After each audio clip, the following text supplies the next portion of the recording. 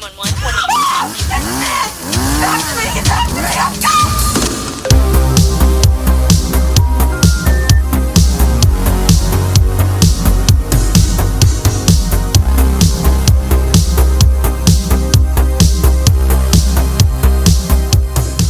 We're going? Are we going? Are we on? Hello? You're on. Red team, go. Whoa, whoa, whoa, whoa, whoa, whoa, whoa, everybody. You know what time it is. You know what time it is. You know what time it is. It's real vile time, babies. That's right. It's your main Ripper behind the motherfucking trigger, Mr. Germ 2 Ripper, along with the Tower of the Hour, Killer Kelly Miller. Tower, what up? That's what I'm talking about. And of course, the Prime Minister Sinister, Ruthless Chris. Yo, yo. Coming to you from a cell phone, sounding real shitty today. That's right. And we are traveling back in time for this week's episode by 20 years. Tonight, we are featuring Shitfest 2003. Why? 2003? Because it's 2023. And we just felt like time traveling to 2003. So it's going to be some shitty movies from the year 2003, featuring, of course, the shittiest of shit movies that people shit on a regular shitty day, House of the Dead. Before we get to that, hey guys, what have you been up to lately? Oh, I've been in a whirlwind. Me and Chris had a weekend, went to a show. My life's a fucking whoo shit show right now. We're getting through it.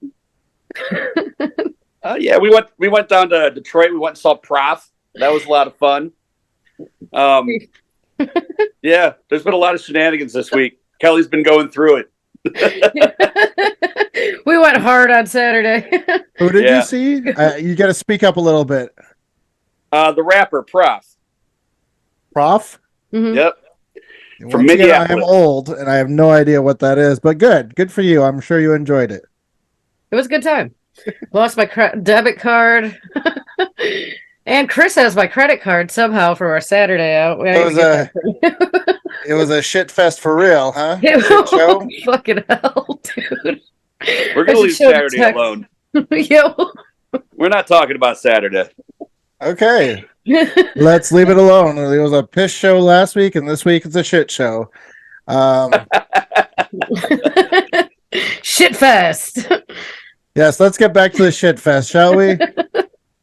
I saw Black Flag, and I thought that I was seeing Fish Friday night.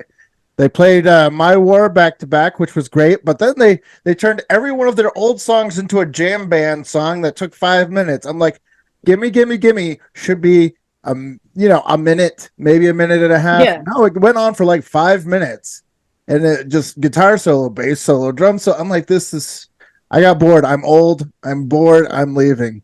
So that was the highlight of my weekend. But yeah, let's get this terror train on the road, rolling down the tracks, crack-a-lackin', and let's start talking about some Shitfest for Shitfest 2003. Okay, just to clarify for everybody listening at home, Shitfest 2003 means that all these shitty movies were made or released in 2003. All right, Ruthless Chris, why don't you start us off with some shitty movies? Shall you do that for us, please? Of course. So what I discovered in doing Shitfest 2003 is it was actually a really shitty year in movies for horror to begin with. So there was a lot of shaft to be gained from all that wheat. And I went a deep shaft diving. And shaft.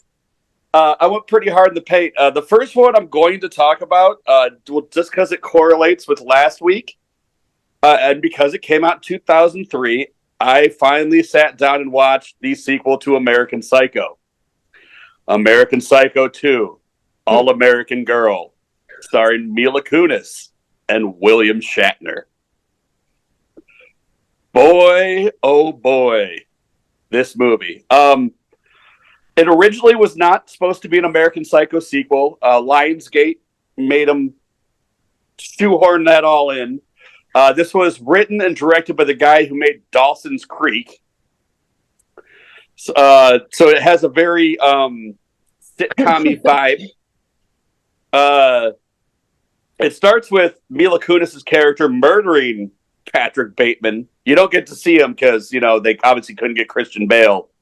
So they have him in his poofy eye mask that he used in the first one, and he's wearing dish gloves and a satin robe for some reason. And she's a child being babysat. Patrick Bateman's killing her babysitter. She gets turned on by this, kills Patrick Bateman, and then it goes into this really horrible voiceover about how she's going to be like a Dexter type thing where like she hates serial killers now, so she's going to go to behavioral sciences school, get into Quantico, and hunt them for the FBI. So that's the setup. Where this goes is William Shatner's her teacher. Her teacher's banging her roommate. She starts murdering anyone that's up for a TA's assistant because anyone that's been a TA for William Shatner has gotten in to Quantico and gone through. So she just starts murdering the dick out of everybody. The entire time it's playing this really weird indie rock soundtrack mixed with like the music that we would hear from in between like a SpongeBob interlude. It is so insanely out of place for the movie. Like there's a scene she strangles the first guy with a condom. She strangles him to death with a condom. And meanwhile in the background there is like weird SpongeBob country western music playing. This movie baffles the mind on how bad it is, and then it's got one of those things that where you think it's over, and you're like, "Thank God it's about to be over." And then there was another 40 fucking minutes, and then it thought it had a really clever twist ending. This was bad. It was real bad. Not even a lot of blood. This was the most boring of all the shitfest movies I watched. Everyone else I had a lot of fun with. This one I was just praying for it to be over. At one point, Mila Kunis makes out with William Shatner, and that's just gross. She was 18 when she made this movie. He was probably about 102. Yeah, would not recommend. I gave it 1.5, just because it was funny to see Mila Kunis murdering people. Aside from that, yeah, dog shit, utter dog shit. Shitfest 2003. Ruthless, Mr. Chris, what is this streaming on? Everything. You can even watch it on YouTube. I think I watched it on Tubi, but it's everywhere. You could probably ask the company who made this, and they'll probably drop a pallet of DVDs off for you because no one probably bought it. This was on level with like the badness of S. Darko. If you remember the ill-fated Donnie Darko sequel, this was even worse. And what's odd is when she did this, she had already been on that 70s show for 4 years and Family Guy for 2. She didn't need to do this bullshit. But it sounds like you took one for the team and you watched it so we don't have to. I kind of sort of remember starting it one night, coming home drunk when I still drank, but I don't remember anything about it except for it starring, that 70s show, Mila. What's her name? Mila Kunis. Mila Kunis. Mila Kunis. Yeah. I feel like I've seen this one years ago, but I definitely don't remember it at all. I totally remember her being in it, though. Right? Yeah. And then it's like totally, it's like Troll 2. It doesn't have anything to do with the original film. Right. Except like Troll 2 is fun to watch. I'm guessing this is not. Sounds incredibly boring. I guess the reason it's called All American Girl was that was the original name of the movie, and then they just tacked American Psycho in the beginning. And the only thing it really has to do is they added in like the opening scene with Patrick Bateman in it, which is awful. You can watch it on YouTube. For some reason, he's just like, you can't tell how he's murdering this woman. It looks like he's just staring at her vagina and she's shitting blood. It's really weird. Isn't that how you murder women anyway? You just stare at their vaginas and they burst out in blood? I thought that's how it worked, at least. I don't know. I know a lot of exes of mine that would no longer be alive if that were true. They would be unalive.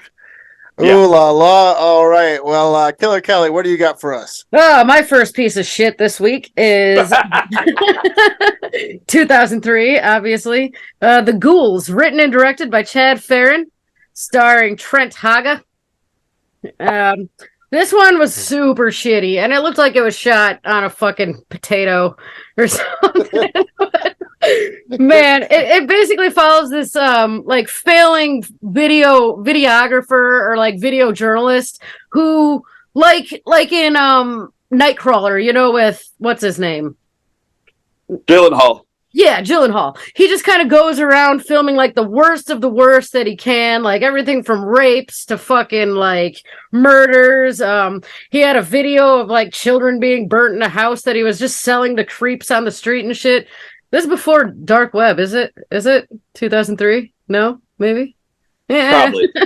Probably. I can imagine his shit would have been probably on there. But yeah, I mean, this guy smokes so much in this fucking movie. Like, I think every scene he had like a cigarette. Like, this dude's grimy as shit. So he's going around trying to film shit, and he stumbles across some zombies basically eating somebody in an alley, and then it kind of breaks into this whole like crazy ass zombie movie. It sucked. There is a lot of gore, a lot of random nipple shots, just like just nipples. A lot House of of the Dead was gore. good for that. Like, it was extremely low budget. Like, I'm talking like some friends got together and like, you know, filmed this in a fucking alley in their neighborhood or something, you know. It wasn't terrible. Like the characters were interesting. Man, it was dog shit though. I'd probably give it like a two This and a half. wasn't terrible, but it's dog shit though. It was at least entertaining. It was more entertaining than one of them that I watched. But fuck, I think I give it a 2.5. I mean, for as low budget as it was, they actually made it watchable. Extremely gory. Lots of intense zombie eating and entrails being ripped out, and like I said, potato or flip phone. This thing was filmed on. The cover you sent me looked like they took about 13 seconds to Photoshop it. Jesus Christ. In the early days of Photoshop. But yeah, I don't know, So 2.5. you said you gave it 2.5 stars? Yeah, maybe 2.5, maybe 2. And what's Two- it streaming 2.5. on, or is it streaming? Tubi. It's on Tubi. It's on Tubi. What isn't on Tubi? I guess there's a few things here and there that isn't on Tubi. There's a few I was looking for that weren't on Tubi. It's funny that you mentioned Chad Farron. I actually reviewed his movie Parasites from 2016, and I thoroughly enjoyed it. So I kind of, now that you said it's by him, though, I kind of want to go back and watch it. I don't know if it'll make me think. Terrible, man. I don't know It's if I not want to think terrible. less of him because I actually like Parasites a lot. Well, obviously, what year did Parasites come out? 2016. Okay, so he had That's some like years. 13 years Like later. this might have been at the beginning of his career. Like, you know, it was, it was kind of a hoot. I laughed a lot. Okay. So yeah, I could see Yeah. the 2.5 rating then. If you laughed, you enjoy. You know, it was dog shit, but at the same time, you had some fun with it. Yeah, it was watchable. That's Kind of. unlike- It won't be watchable for everybody. Like, not everybody's going to agree with that at all.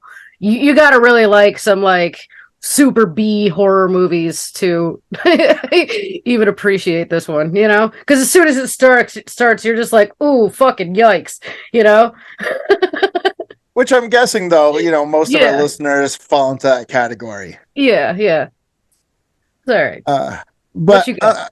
yeah, it sounds like, unlike the first film I'm going to talk about, at least that one made you laugh a little bit. Mm-hmm. First movie I'm going to talk about, of course, is from 2003 because it's Shitfest 2003. Shitfest 2003. Shitfest. Sunday. But this one is called SICK, and it's an acronym for Serial Insane Clown Killer. I've seen this. Oh my goodness gracious gravy. This movie is horrible. Horrible. I can't stress that enough. The plot the plot is a classic sort of setup of a slasher film. A couple of friends are chased by, well, except for the killer clown part, but friends go into the woods for a wild weekend, and that's when like they introduce the concept of the killer clown. And yeah, it's shot on video, which I wouldn't mind so much if there was more going on, but like the majority of the movie, it's just these horrible people sort of having conversations back and forth and flashbacks, and nothing really happens. It's really boring, and that's the worst thing. Like, you can make a shitty movie as long as it's funny or it's exciting, or there's action. I would rather watch a movie made for no money that actually keeps me interested than a movie that has me checking to see, like, oh my god, how much longer is this movie? How much longer is this shit fest going to be going on for? I'm sick of this shitty movie.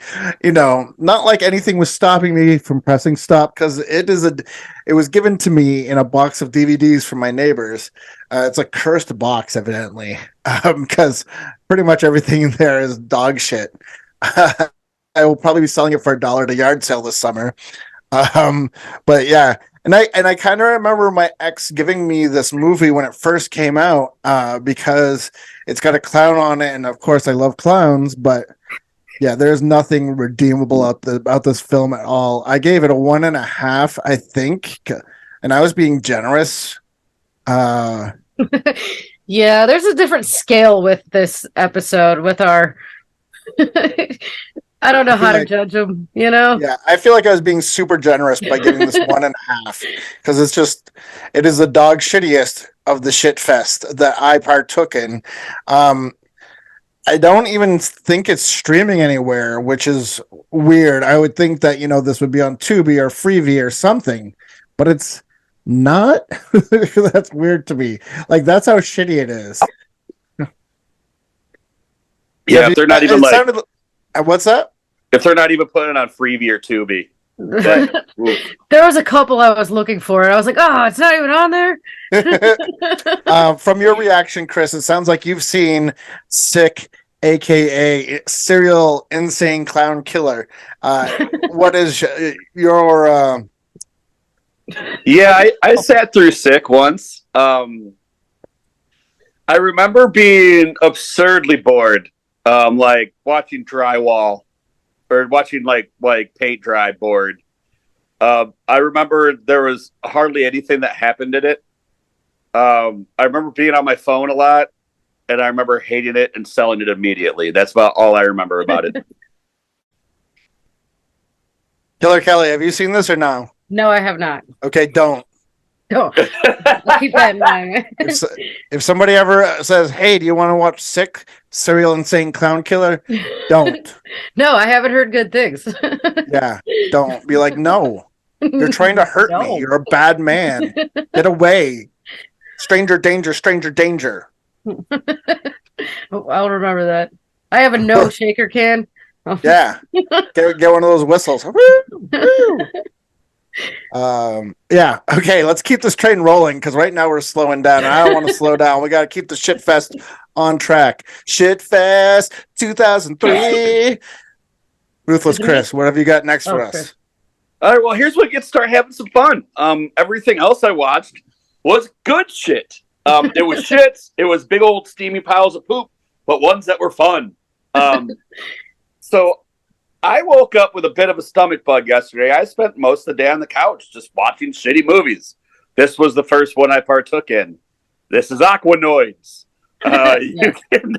You can stream this on Tubi. It's also on YouTube. Aquanoids borrows heavily from the storyline of Jaws, but makes it with a mutant sea creature man. That what you have is it starts off, and it's supposed to start off in 1987, right? But it's all shot digitally, so to make it look like it was 1987, they just put like a bunch of fucking gel filters over top to make it look like it was just like you were just seeing it through mud. But a woman and her boyfriend are banging on the beach. and a very ill-fitting monster man. The thing about this movie, before I even start describing anymore, there's about 1 million shots of this aquatic creature, right? I love me aquatic horror. I love like that kind of stuff. They didn't make the suit waterproof, so they had to like kind of shoot around that. So there's a lot of them like they'll be on the beach and you'll see like a hand come from the water and grab them, and like That's your great. brain, you know that it's just a guy laying in a 1/4 inch of water doing this, but you know they try to make it look like I'll be drug into the water. No, bitch, it's a beach. But even like even when it's in the water, like they'll have it like kind of float there, and you see the costume getting all waterlogged behind him and like coming apart, and like the makeup coming off his face and shit. It's priceless. But anyway, so they're banging on the beach. Dude emerges from his 1/4 inch of water, kills them. The townspeople find out about it. There's a cover up, and they supposedly kill this thing. But like it's a local myth in the townsfolk now. The Aquanoid kills people in the water, right? Cut to you have this scientist, and I say that as loosely as possible because she's about as much of a scientist as Denise Richards in that James Bond movie where she plays the nuclear physicist, and she couldn't even say nuclear properly. So you have a blonde, very busty beach babe who is a natural scientist, and she's married to this cop. They're about to have this big weekend, and you know, just like Jaws, it's a big weekend. It's going to be a lot of tourists coming in, a lot of stuff on the water. They're going to have fish fries and crab eating contests and all this shit. And she goes to the water and sees the Aquanoid, and it tries attacking her. Tells the boyfriend, he doesn't believe him. The whole rest of the movie is like them stay off the beach, and then like you have the mayor and the local government trying to cover it up. But unlike Jaws, the mayor and the local government like to have shootouts with the cops to get them to not investigate this thing, because they can't just, you know, like any other movie, be like, we're your boss, just don't do that. And they'd be like, okay. Instead, they just shoot them. You got a really awesome looking monster that's fighting jet skis a lot of time. Harpoon fights, a lot of boobs in this thing. This is a lot of this is a movie. Half this movie is an excuse to get women naked. Most of the monster fights happen in a 1/4 inch of water. With that being said, and the monster vision is a fisheye lens through like blue laundry detergent. It's a really weird looking camera angle. I had a blast with this fucking thing. I was laughing so hard the whole way through. Like, they're trying to keep people off the beach, so they're handing out these flyers, and it's just shit they put up on the computer, and it just says, "Don't go in the water, danger," and that's it. Just normal font. Here you go. No, like, hey, there's a monster in there, you're gonna die. Don't go in the water, danger. With that being said, if you like dog shit, this is one to pop some corn with about 15 of your friends and make fun of, because it's a silly, silly fucking movie. I had a blast with it. I'm giving it 2.5, but that's a loving 2.5 because it's also dog shit. I can't give it like a real decent score because it was made for $13 with a monster that isn't a water monster that couldn't go in the water. But yeah, Aquanoids. I love it. I doubt either of you seen this. No. What's it streaming on? Tubi and Freebie. Of All course. right, so if you want to check out this Jaws ripoff of Aquanoids about monsters in an inch of water and boobies, you can check it out on Tubi or Freebie. Very exciting stuff there. Very exciting stuff. They make the boyfriend talk in a southern accent for no reason. Shitfest 2003. All right. All right, well, Killer Kelly. What kind of shitty shit fest for 2003 do you have for us? This was my favorite of the 3 I watched. I mean, after House of the Dead, of course. So, good Lord. We'll get to that. Killer Rats. I think it was actually later released as just Rats. They took the killer out of it because when I found it, it didn't have the killer in front of the name. But yes, 2003. 2003 on Freebie and Tubi. This one's directed by Tibor Tekis, starring Ron Perlman, Hellboy. I don't know if he's not really like the star of it. I don't think he was that big then. But he's the doctor in this. Anyway, this movie starts out, there's like, I don't know, gas people or something, and they're messing around this the Brook Park Institute or something. Brookdale Institute. It's a place where people go to like mental illnesses or to get sober or that sort of place. But they've been having a lot of like real bad juju. Like there's some shit going on in that place, and people want to get down to the bottom of it. But anyway, in the opening scene of this, these gas people, they're looking around, they're like, oh, there's some rats down here. And one dude like goes into a hole and just gets like drugged straight into the hole. Like those are obviously some big ass rats. Then it moves on, kind of cut scene to them bringing this girl in handcuffs in the institute. And like she's like, oh, goes and talks to Ron Perlman, and he drugs her and shit. Come to find out, she's a reporter trying to get down to the bottom of what's going on in this place. But there's like, people keep disappearing, and they're like, well, they're not getting out. What's happening is they're being eaten by rats. And these rats have like little glowy eyes. They're fucking like red glowy eyes.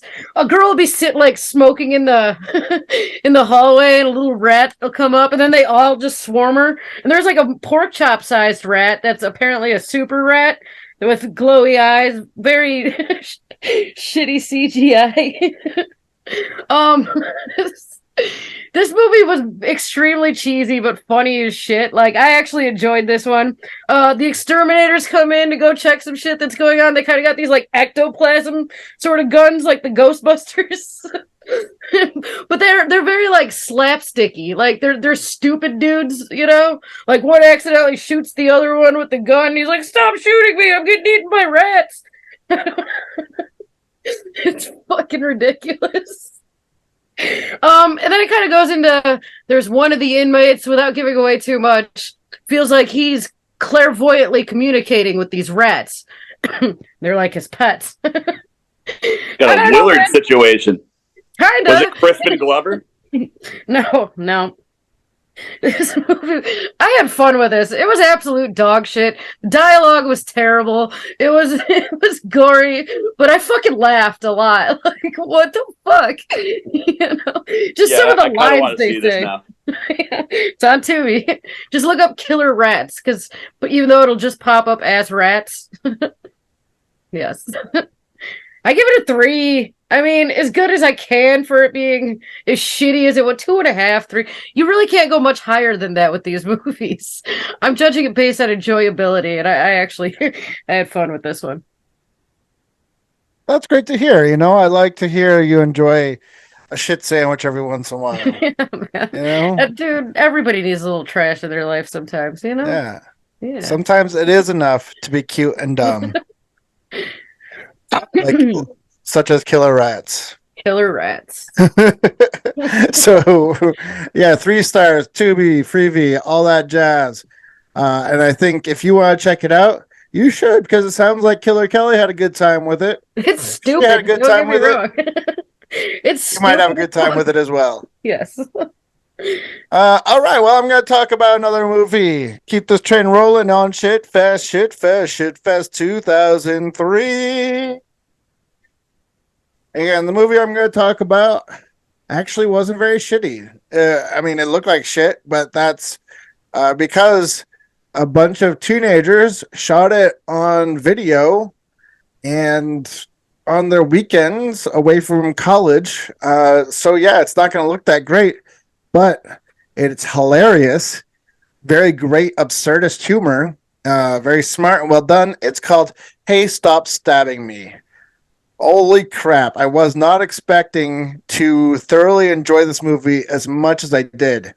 If you enjoy humor along the lines of Kids in the Hall or what was that? What was that show on MTV? The State? The State, yes. If you like humor like The State or Kids in the Hall, something like that, then you would probably enjoy Hey, Stop Stabbing Me. because it's very absurdist, like bizarre, out of left field type humor. And it has to do with a serial killer, kind of, sort of. But yeah, the movie revolves around a recent college graduate, goes by the name Herman Schumacher. He's on his way home from college, but his parents don't pick him up, and so he like hitchhikes a ride and looks for the first place to live, and they accept him right away to live there as a roommate. And he looks out in the backyard, and there's like makeshift name markers for all the roommates that lived there before him, and they try to play it off like the guy renting out the rooms, just like, oh yeah, I like to name the flowers are my former roommates. And it's funnier than it sounds, because you notice like a monster running around, a big hairy monster running around in the background, and he's stealing socks. Nice. And they keep playing off that like the roommates disappeared because they've joined a cult. It's very funny. I'm sure I'm not selling it the way that it should be sold, but for a bunch of kids making movies with a camcorder on the weekend, this is actually pretty brilliant. I gave it 3.5 stars. I don't think it's available for streaming right now. I got it from Severin Films. They were having a sale. It was cheap. It sounded interesting. But interesting fact is that the writers and the director went on to make some pretty incredible films, most of which we talked about. There's a Christmas film, Violent Night. So you go from making a shot-on-video movie with your friends on the weekends called Hey Stop Stabbing Me to writing and directing this huge, big-budget, gory action Christmas movie, Violent Night. So you never know where life is going to lead you. And yeah, I gave it 3.5 stars. And if you got a chance to buy it or rent it, I highly recommend it. Just ignore the fact that it was made for $200 by friends with a camcorder. But on that note, let's keep this train rolling, because I'm guessing you guys haven't seen Hey Stop Stabbing Me, have you? No. Nope. Yeah, let's keep this train rolling down the tracks. And I'm going to pass the mic, the Shitfest 2003 mic, over to Ruthless Chris. What you got for us, baby? So I'm trying to decide which one I want to do next. Do you guys want to hear about Scream in the Hood, or do you want to hear about giant scorpions? Oof, that is a tough choice. kind of Scream in the Hood. Yeah, let's just go with Scream in the Hood, baby. Yeah. Okay. So I was going through Tubi, and I was just looking for stuff made in 2003. I started this thing blind, not knowing what it was at all. It had a really dumb cover. It was called Cutthroat Alley, which is even a dumb name for the. It's a dumb name for the movie itself too. I should have knew when I was in trouble. When the opening credits started and the first two top actors billed were Busy Bone from Bone Thugs and Harmony and Mac 10 from the West Side Connection.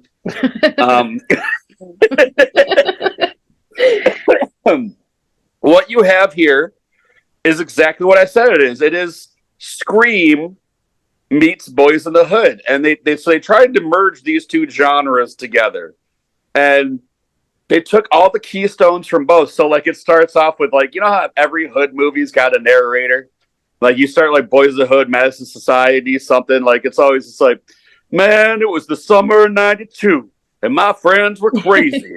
We had G-Logue and Bobby G, and this is my boy Troy, who's the killer. Like, it had that going.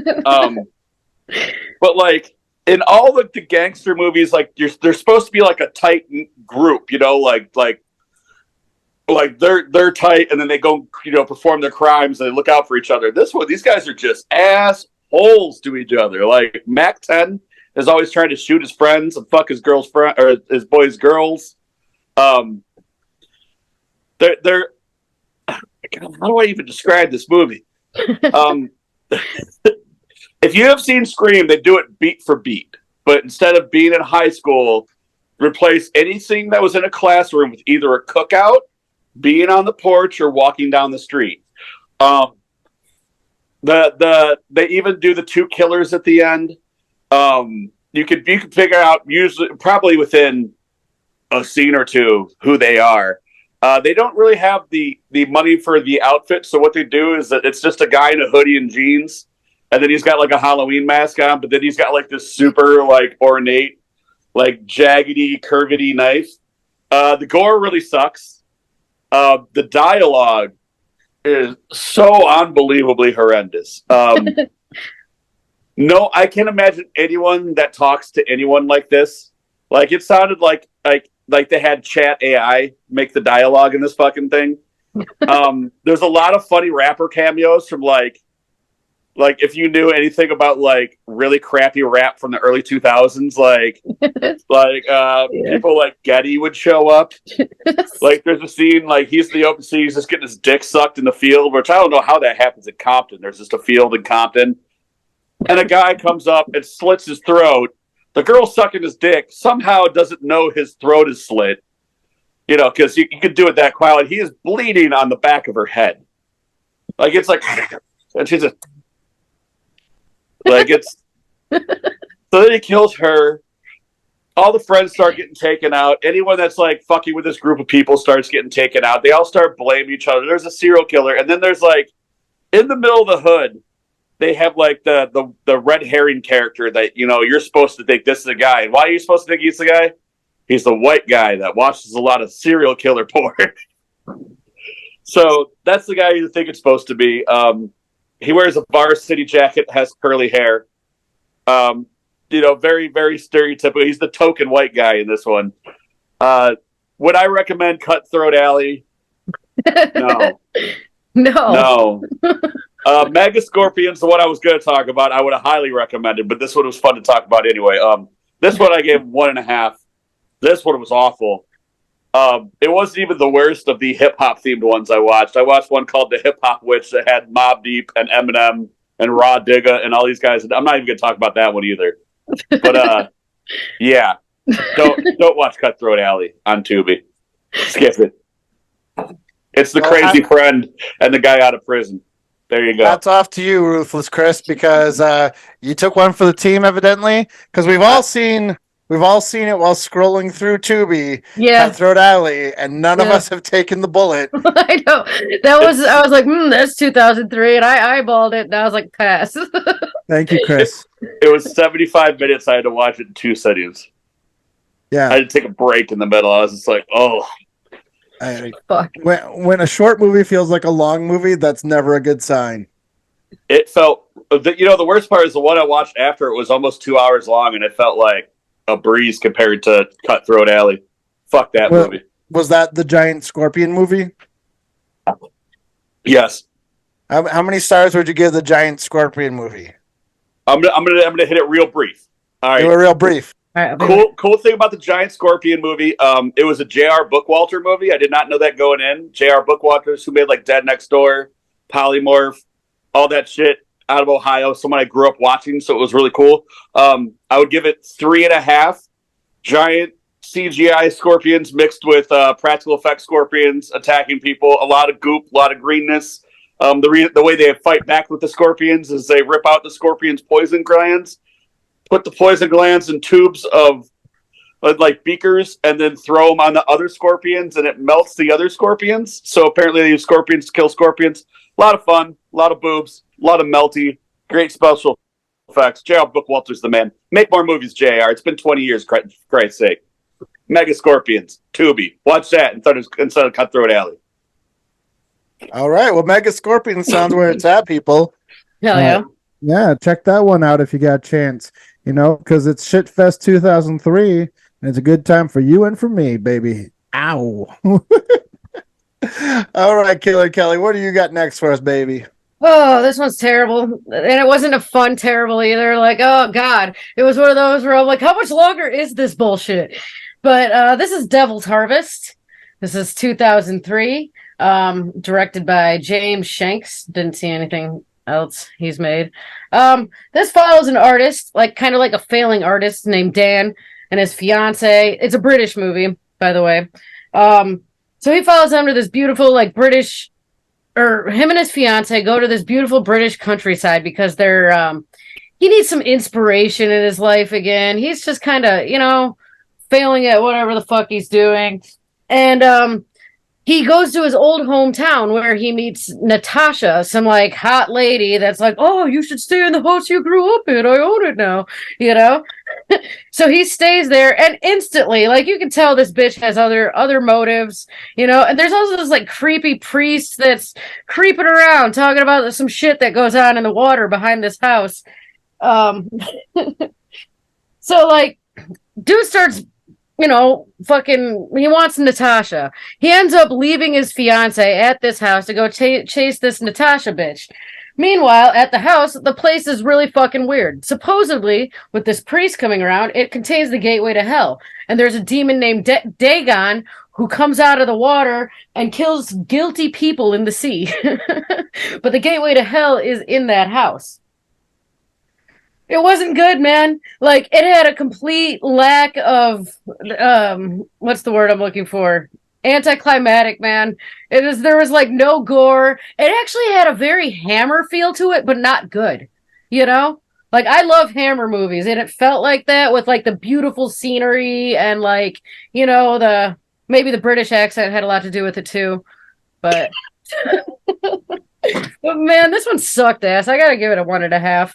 Like I said, I kept looking at my watch, like, what is going on? Like, I had to like force myself to like pay attention to this one. It's not good. Not good. Don't watch Devil's Harvest. Just fucking don't.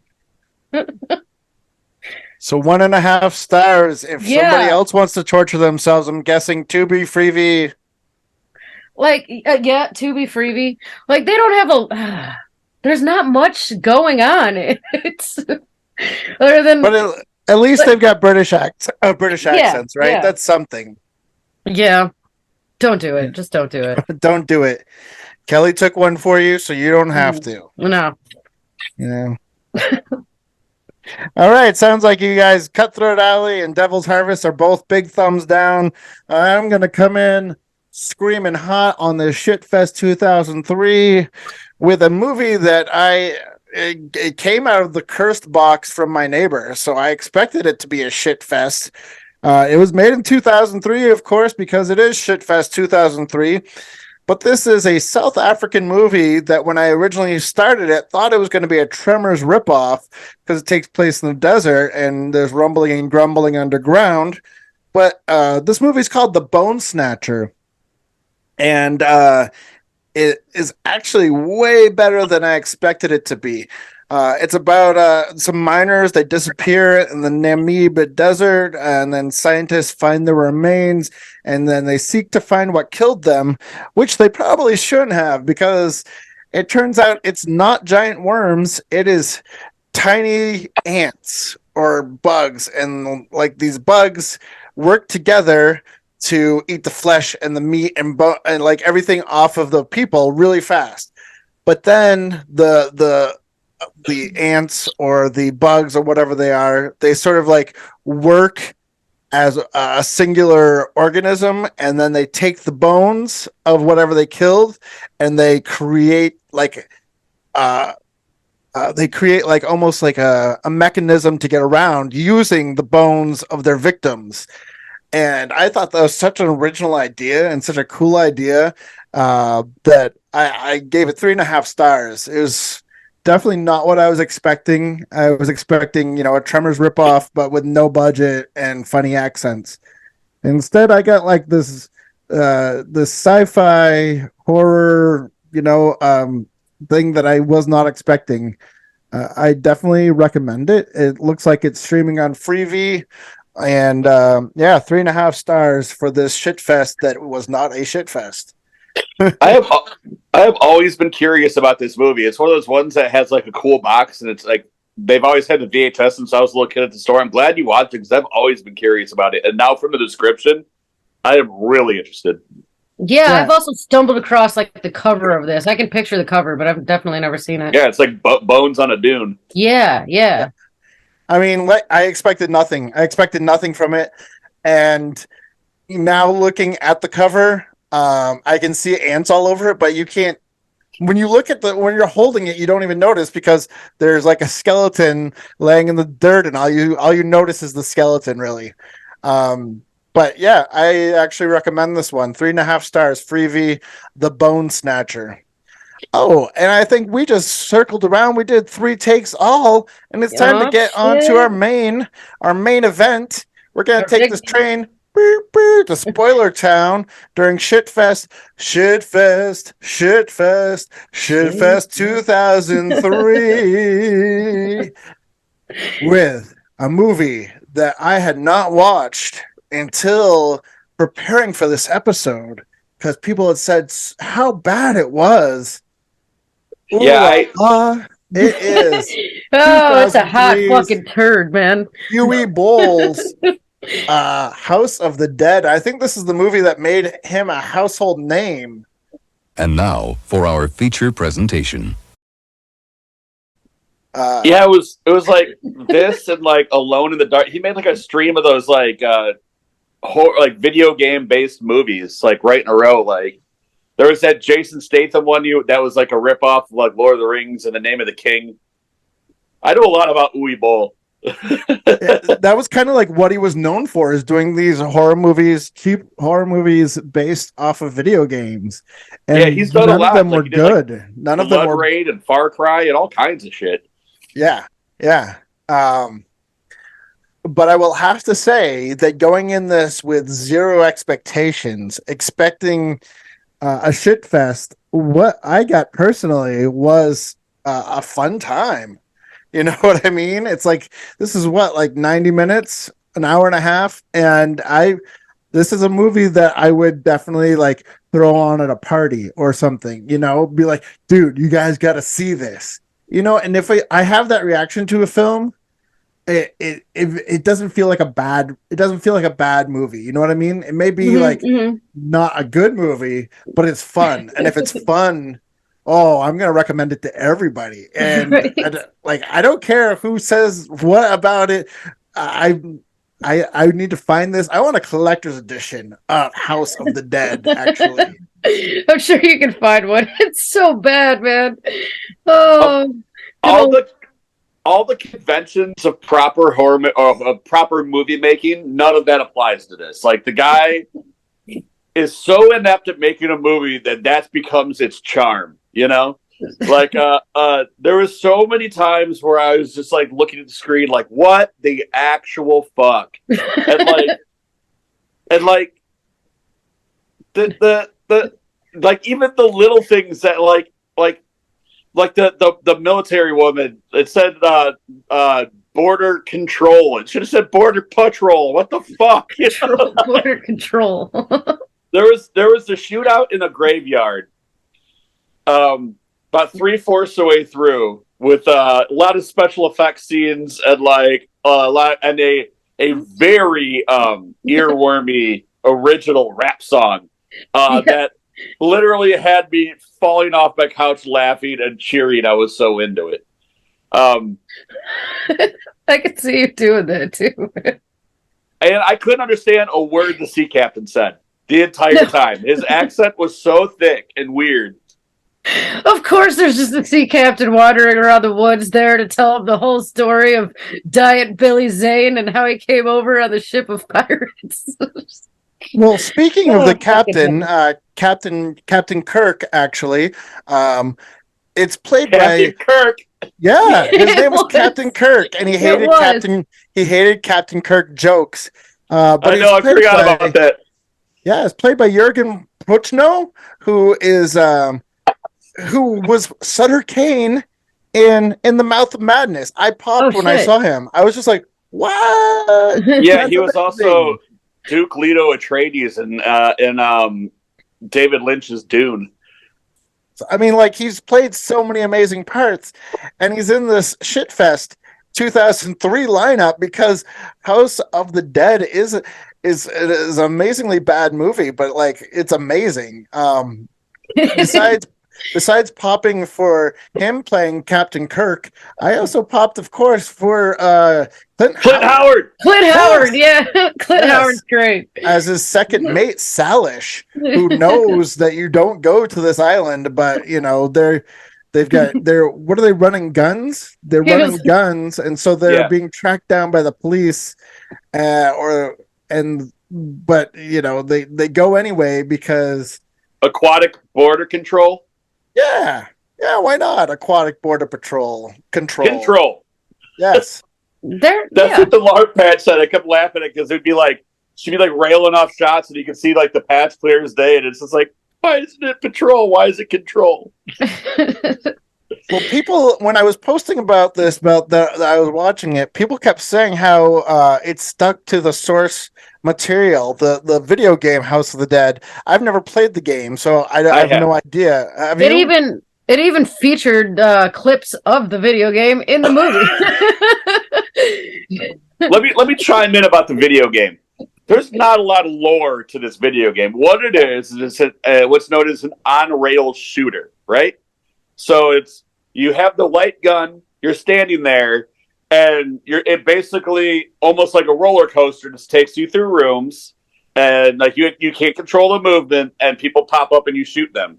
There's no real storyline. There's no nothing. So sure, as far as that happened, zombies popped up and people shot them. Yeah, they kept to the lore.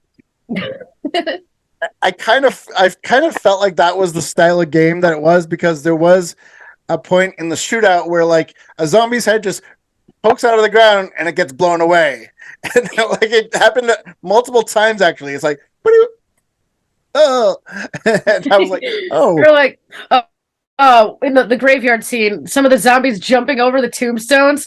It was also like the video game for like how high they flew. Like, oh. Yeah, you never really get a sense of like, some zombies are fast, some are strong, some are jumping 30 feet high, some are like, you can just push over. There's no real like center line of what their powers are. And then in the middle of it, you had the patchwork pervert running around with his face all sewed up in like a black hoodie, and I kept calling him the patchwork pervert the entire movie just because he was like creeping behind trees. And then when he finally has scenes, he's a pervert. He's licking faces and being weird. Goddamn Spanish Billy Zane. Spanish Billy Zane, dude. Diet Billy Zane all day.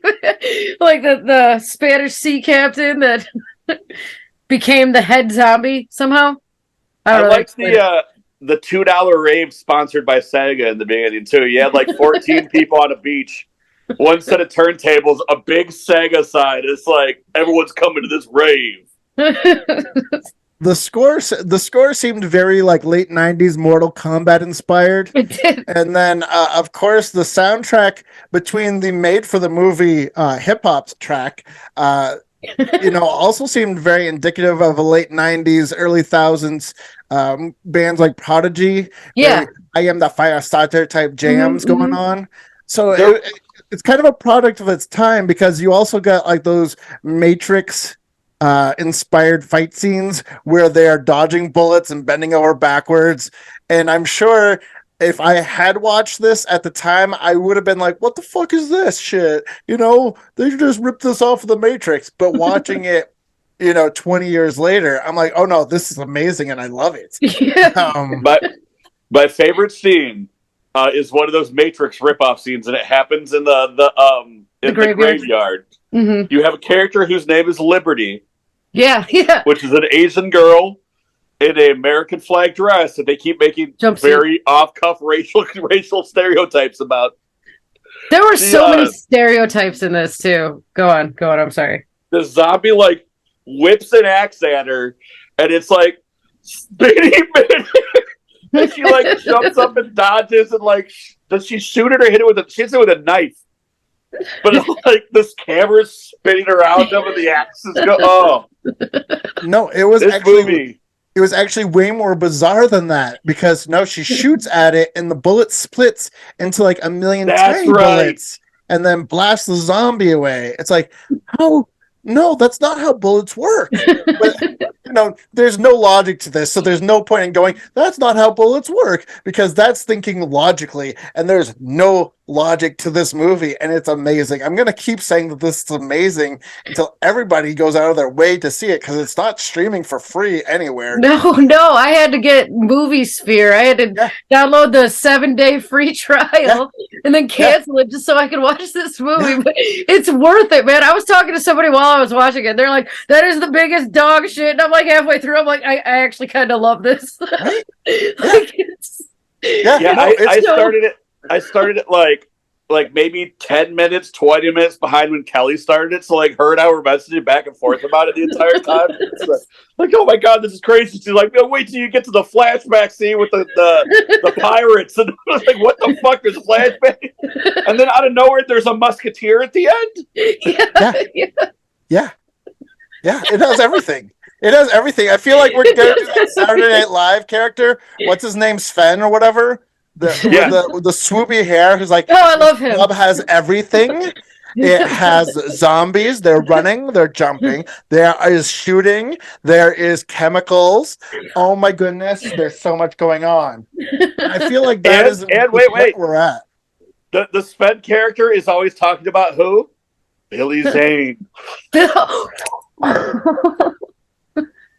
We have Spanish Billy Zane in this. Yes. Yeah. So I mean, this is so 2003 that it almost hurts how good and amazing this movie is. I'm not gonna stop saying how amazing it is. And I laughed my ass off, dude. I thoroughly enjoyed it. Like I was sitting in my living room by myself, like, are you fucking serious? Yeah. All three of us went out of our way to watch this movie. All three of us downloaded this Movie Sphere just to watch this movie, and it's not a good movie, but it is a fun movie. It's super fun. I will say this. If I would have saw it when it first came out, I probably would have hated it too, because it was so of its time and up its own ass. So like with the Matrix ripoff stuff, and like once you get removed from that, going back and watching it, you're just like, what the shit? Yes, every bit of this, yes. So much so that I found out there's a sequel. I was like, I'm about to watch the sequel right after this. Then I found out it was just a movie they renamed to be a sequel. It has nothing to do with. Yeah. And I think Sid Haig's in it. Yeah, Sid Haig's in the sequel. Yeah. He's done a lot of dog shit. He did a lot of dog shit after he got rediscovered by Rob Zombie and put into a House of a Thousand Corpses. He did a lot of dog shit. Sid Haig has the softest hands I've ever touched on a man. I can confirm. I'll not speak ill of him because I do love him and have his face tattooed. That's not ill. That's like, that was the truth, though. They were very, very soft. I've shook his hand. Yeah, we met him and we shook his hand and we're both walking away like, his hand felt like silk. What the hell? But, just to recap for people, this is a very sort of typical setup. A group of college students travels to a mysterious island to attend a rave.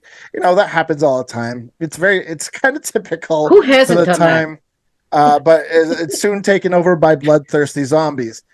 Before we wrap things up, I just want to throw this out there.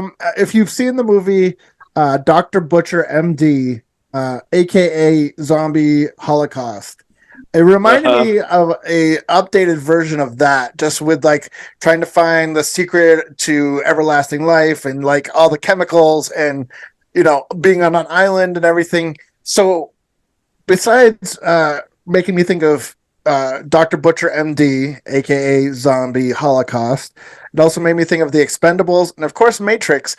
I was just like, you know what, I love this movie. I'm going to give it 3.5 just for the fun factor alone. I don't care what anybody says about it.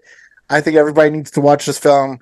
Go out of your way, get Movie Sphere, buy it. Give it a rewatch, man. Give it a rewatch. It's a hoot. Whatever you got to do to watch House of the Dead 2003, do it. You guys, sign off with some House of the Dead love, please. Yeah, man. I gotta give it a 3.5 rating as well. Not because it was good, just because goddamn it was entertaining. Like I was thoroughly entertained. Of all the movies I watched this week, this one was the funnest for me. Like by far, and I'd recommend you watch it. Listen to the hate, because people hate on it for good reason. But it's if you like shit every once in a while, man, watch this one. Chris? Listen. Is this a good movie? No. Is it entertaining? Yeah. Is it endlessly entertaining? Yeah. There's not a single scene that goes by that didn't have something in it that at least amused me or entertained me, whether it'd been the ham-fisted opening fucking narration where they set up all the characters instead of just letting you get to know them. There's like, Yes. oh, and this is Seth. And Seth does this. He's the looks, but he ain't so much the brains. Maybe if he was still smart, he'd still be with us. You know, like that's how they introduce each Clint Howard's line is it's muerte for Spanish for dead because you don't understand Mexican. I'm like, what? The one character the one character I also really enjoyed, like just to teeter at how fun it is, the blonde cop who has about 14 bullets for every head that she sees. She just comes in blowing heads off and doesn't stop. The very first scene you see is the smuttiest zombie kill I've seen in a movie that didn't include nudity. Like the blonde friend's coming after kill him, so she shoots her in slow motion, and the girl flies over in the tent. But they did it in such a way to make sure there's a close-up, full panty shot as she's flying. Like it's like one of those things where like everything is just so sleazed out and weird and dumb. You cannot help but love this fucking movie. Like you have to love dog shit. You have to go in knowing this is dog shit. You have to turn your brain on because otherwise you're gonna be like, they're having a rave on the beach where they get electricity. It's a fake. You know, like where'd the cop come? Oh, they'd be way out of ammo by now. You know, like turn all that shit off. Yeah, it's not logical. Be like, this is just. And I am over zombie movies. It takes a lot for me to enjoy a zombie movie. This is just like a coked out teenager's sugar high dream of what he would like to make a zombie movie one day if he knew nothing about narration, storytelling, story arc, or any of that. Just but like, it's video games. Make it the craziest thing ever, all the way through. And they succeeded, and I loved it. Uwe Boll. All his movies are dog shit, but I've watched more than I care to admit, and I've always been entertained by him. I give it 3.5. Yeah. I'll watch it again. I actually bought a copy so I could watch it again without having to keep Movie Sphere. It cost me $1.19, not including shipping. So. Yeah, I'm gonna do the same. I've gotta sing the praises of this dog shit on such a wonderful occasion that is Shitfest 2003. 2003 for you and for me. All right, I think. Yeah. So. But make sure you tune in next week when we check out the 2022 cult hit that hit the circuits running, directed by Jason Eisner. It's Kids versus Aliens, and we're going to be talking about that on next week's episode. But for now, wrapping up Shitfest 2003. You guys got any final words you want to say to the fine folks out in Real Vile Land? I do. Go watch House of the Fucking Dead. Take it easy. Killer Kelly? No, man. I agree. Agree to watch this fucking shitty ass movie. Have your own little shit fest. Yes. It's good for you. In this world of shit, have your own little shit fest. Or your own little shit fest 2003. From all of us at Real Vile, we hope you have a very merry Shitfest 2003 in 2023. All right. Keep it spooky. Keep it creepy. Keep it real vile forever. Hey, all you cats and kittens, all you ladies and lady killers out there in Real Vile Land. This is your old pal, Mr. Germ T. Ripper, saying keep it spooky, keep it creepy, keep it real vile forever. And don't forget, like, subscribe, and share all our content. Ow!